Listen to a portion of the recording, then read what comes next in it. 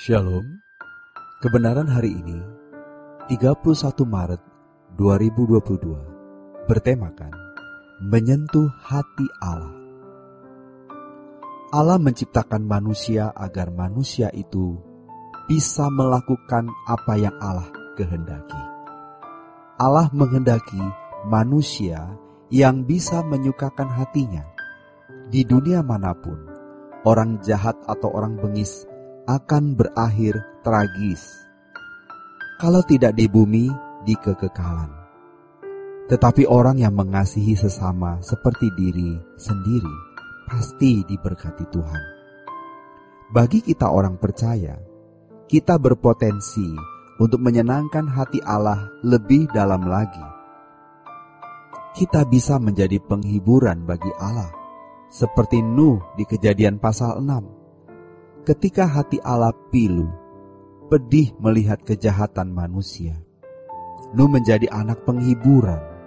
Ia bukan hanya menghibur manusia, justru manusia tidak ada yang mau mendengar suaranya, kecuali keluarganya sendiri.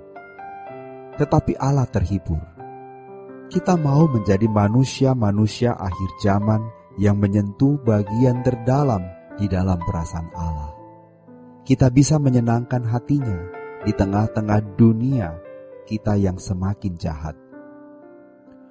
2 Timotius pasal 3 ayat 1-5, Matius 24 ayat 12 sampai ayat yang ke-13. Alkitab mencatat,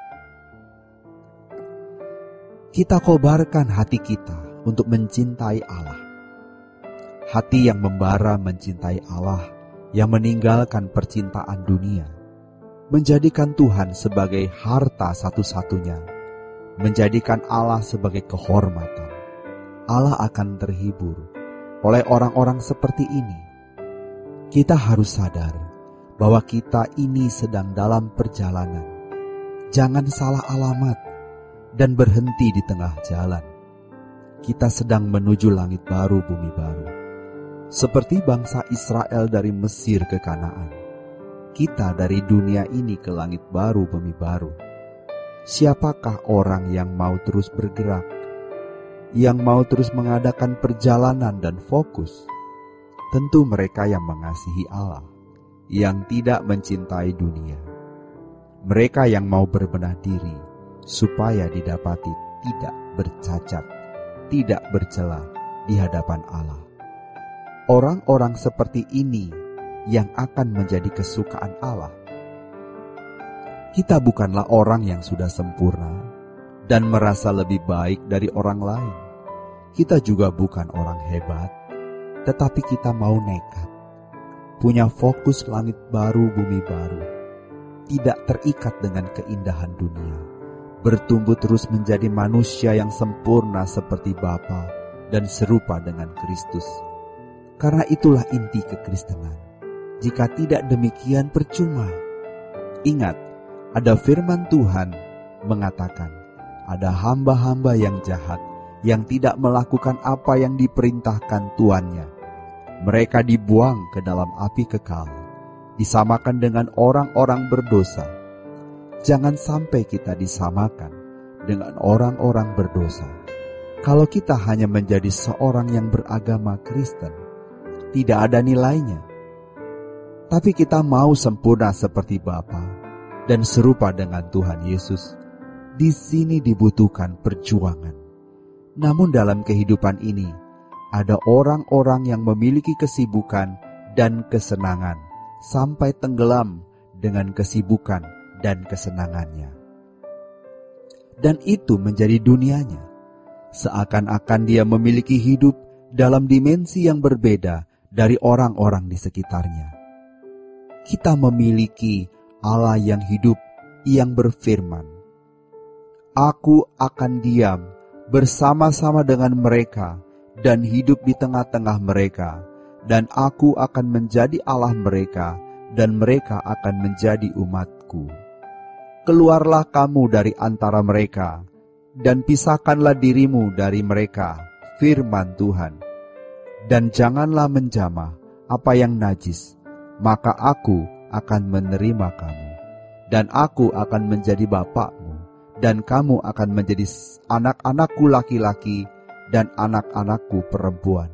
Demikianlah firman Tuhan yang Maha Kuasa. 2 Korintus pasal yang ke-6, ayat 16 sampai ayat yang ke-18. Kita memiliki sesembahan, Allah yang menjadi Bapa kita, yang berkenan bersama-sama dengan kita. Mestinya inilah yang membuat kita benar-benar memiliki keasyikan, kesibukan dunia kita sendiri yang berbeda dengan orang lain. Inilah yang seharusnya membuat kita memiliki dimensi hidup yang berbeda. Ini benar-benar anugerah yang sangat besar, karena kita diperkenan untuk berjalan dengan Allah yang hidup. Kita harus hidup tidak bercacat, tidak bercela. Tuhan bukan menjadi tambahan dalam hidup. Ibarat sesuatu yang kita konsumsi untuk kesehatan tubuh, Tuhan bukan semacam suplemen. Dia adalah segalanya. Dia kehidupan kita. Dia lebih dari sekedar obat, tetapi Dia nafas hidup kita. Memang kita akan menghadapi sulitnya hidup dalam dimensi ini, karena daging tidak akan suka. Manusia lama tidak betah. Dia memberontak, menolak, ingin supaya kita keluar dari persekutuan dengan Allah yang Maha Kudus. Manusia lama kita bisa menjadi kendaraan, bisa menjadi tempat berpijak dari kuasa gelap. Tetapi kita harus berani mengkhianati nafsu, ego, ambisi kita. Itulah yang disebut sebagai menyangkal diri. Kita bukan saja mengatur dan mengendalikan keinginan-keinginan yang bertentangan dengan kehendak Allah, melainkan juga harus membunuh, mematikan, tidak memberi kesempatan atau ruang sekecil apapun. Di sini kita bisa menyentuh bagian terdalam di dalam hati Allah. Ingat, kesempatan ini tidak akan terulang. Kita hidup hanya sekali. Mari miliki dimensi hidup ilahi, di mana kita berjalan dengan Tuhan, seperti Henokh berjalan dengan Tuhan. Kita mau asyik dengan Tuhan, dan ini adalah anugerah. Suatu kali kita meninggal dunia, kita baru mengerti betapa beruntungnya kita. Demikianlah kebenaran hari ini. Kiranya Tuhan memberkati. Sola Gracia.